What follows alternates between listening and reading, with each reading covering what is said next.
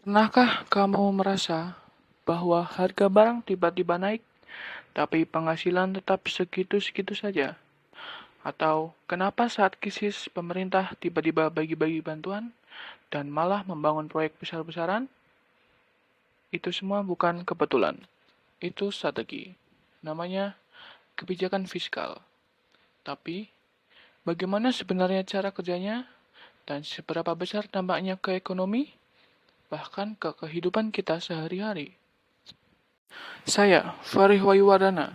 Kali ini saya akan membahas terkait dengan ekonomi makro, yaitu cara penstabilan perekonomian dengan kebijakan fiskal. Enjoy the video.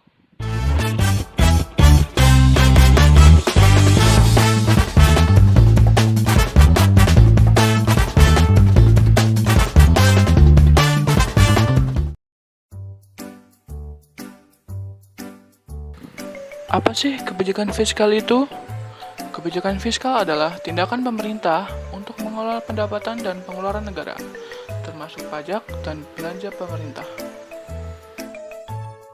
Fungsi kebijakan fiskal itu apa sih?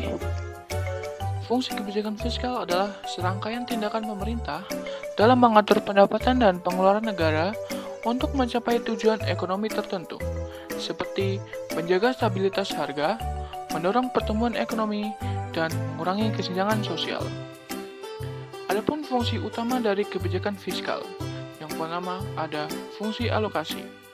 Fungsi alokasi adalah mengalokasikan sumber daya negara untuk berbagai sektor, seperti penyediaan jalan, pembangunan sekolah, dan pembangunan rumah sakit.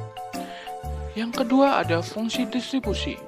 Fungsi distribusi adalah mempengaruhi distribusi pendapatan dan kekayaan dalam masyarakat. Misalnya, melalui subsidi, program bantuan sosial, dan sistem pajak yang progresif. Yang ketiga ada fungsi stabilisasi. Fungsi stabilisasi adalah menjaga stabilitas ekonomi makro, termasuk pengendalian inflasi, pengendalian pengangguran, dan fluktuasi siklus bisnis. Yang keempat ada fungsi perencanaan. Fungsi perencanaan menjadi dasar bagi perencanaan anggaran negara dan pengelolaan keuangan negara untuk mencapai tujuan dari pembangunan ekonomi. Dan yang kelima ada fungsi otoritas.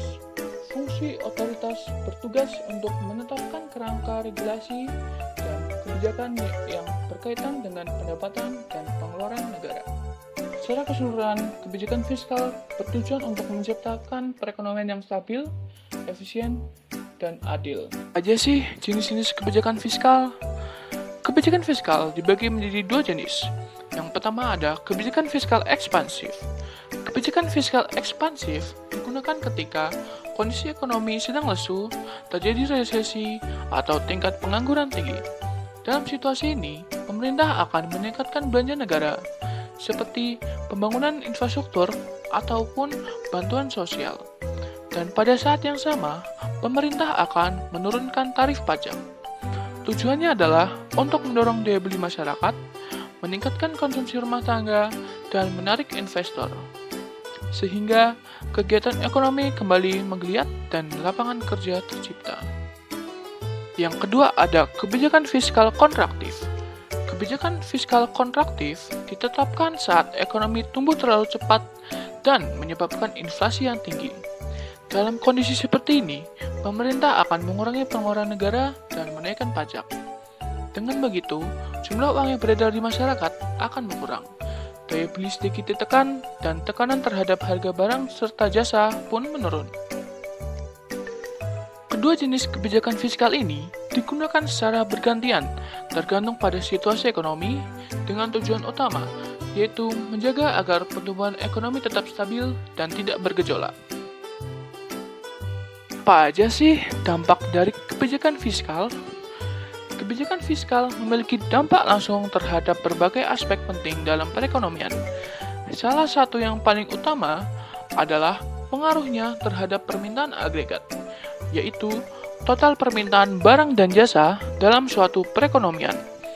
Saat pemerintah meningkatkan belanja negara atau menurunkan pajak, daya beli masyarakat dan investasi cenderung meningkat.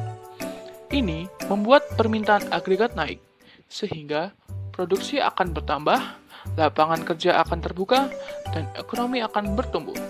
Sebaliknya, saat belanja negara dikurangi atau pajak negara dinaikkan, permintaan agregat bisa menurun, dan itu bisa memperlambat pertumbuhan ekonomi.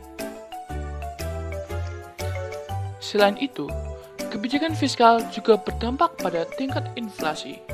Jika pemerintah membelanjakan uang terlalu banyak di saat ekonomi sudah panas, maka permintaan yang terlalu tinggi bisa mendorong harga-harga naik, menciptakan inflasi.